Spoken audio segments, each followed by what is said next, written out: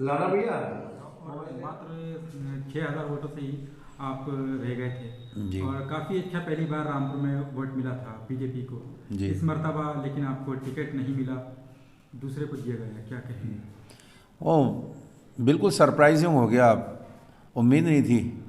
और देखिए, भारतीय जनता पार्टी का सिपाही हूँ, पूरी ताकत और मेहनत से लगा था और 2019 के उपचुनाव के बाद से जिन वोटों की कमी रह गई थी वो 6,000 वोटों से हारने के बाद मैंने 60,000 वोट प्लस करने की तैयारी की थी और वो तैयारी तगड़े स्तर पे थी। बड़ा माहौल था, जीत के लिए काम किया था और दिन और रात लोग सर्द हवाओं में घरों में सोते थे। मैं जाग जाग के रात को 1 बजे 2 बजे लोगों को झकझोर के और उन्हें रामपुर की तरक्की का वास्ता दे के अपने साथ खड़ा करता था।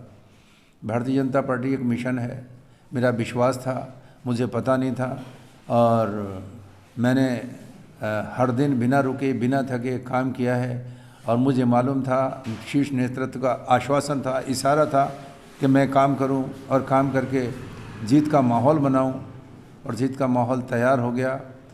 और शिव बहादुर सक्सेना जी 2017 का चुनाव लड़े थे, त्रिकोणीय चुनाव में भारतीय जनता पार्टी ने वहाँ 50,000 51,000 के आसपास से जीत हार का अंतर रहा। आजम खां चुनाव जीते थे, लेकिन उसके बाद से पार्टी ने मेरी तरफ रुख किया।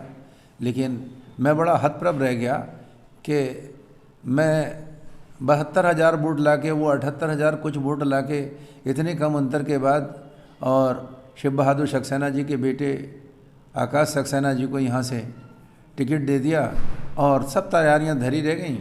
लेकिन अब पार्टी का फैसला क्या करते हैं। मैंने पुनर्विचार के लिए पार्टी को बहुत तो अपील की थी, लेकिन तो क्या लगता है, ऐसा है कि पार्टी के अंदरूनी भी आपको लगता है कि एक तरह से लोकतंत्र खत्म हो गया है? क्या है कि पार्टी अपने एक ऐसे प्रत्याशी को भी नहीं पहचान पा रही है कि कौन उसके हक में बेहतर रहेगा, कौन नहीं रहेगा?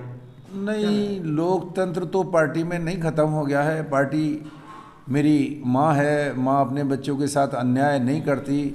बड़ा एनालिसिस किया हमने, बहुत इस पे मंथन किया, विचार ये समझाने में पार्टी को कामयाब हो गए कि जो आज़म खां के ख़िलाफ़ जद्दोजहद लड़ाई की है, उन्हें जेल भिजवाने का जो मार्ग प्रशस्त किया है वो आकाश सक्सेना ने किया है और रामपुर की जनता आकाश सक्सेना की डिमांड कर रही है।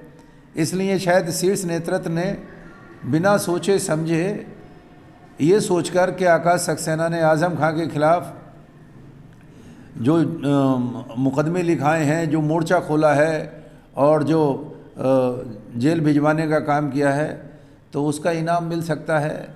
या उन्होंने जो कहा कि आज़म खां को के खिलाफ़ जो काम करके माहौल तैयार हुआ है, उसमें आकाश सक्सेना की डिमांड हो रही रामपुर में। लेकिन मैं आपको बता दूं, सारी चाहे संघ की रिपोर्ट हो, चाहे IBLIU की रिपोर्ट हो, चाहे प्रशासनिक रिपोर्ट हो, चाहे लोगों का समर्थन हो, चाहे लोगों का प्यार हो, विश्वास हो, वो सब मेरे साथ था। मैं खुद हतप्रभ हूँ और पार्टी के लोगों को भी लगता है। और चूँकि पार्टी भारतीय जनता पार्टी एक कोई विशेष नेता की पार्टी नहीं है। मुझे जहाँ से आश्वासन था, पता ना उसके ऊपर कोई और खड़ा है, वहाँ उनसे उनकी बात हो गई होगी और उन्होंने जब निर्णय आया तो ये तो सरप्राइज़ हो गया। ऐसा लगा कि जैसे कोई जेब में से टिकट रखा हुआ छीन के ले गया, सारी तैयारी धरी रह गई। बस अब इतना ही है कि प्रयास किया था, पार्टी से डिमांड की थी। आपने कहा कि रामपुर काम करूंगा, मैं विधायक बनने के लिए काम करूंगा, नहीं करूंगा, ये वो विश्वास और प्यार मेरे साथ कायम था जो उरूज पे लोग, आज आप रामपुर विधानसभा में घूमोगे तो लोग भारत भूषण के प्रति जो छुपा हुआ प्यार है वो कहीं ना कहीं आपको ज़रूर देखने को मिलेगा।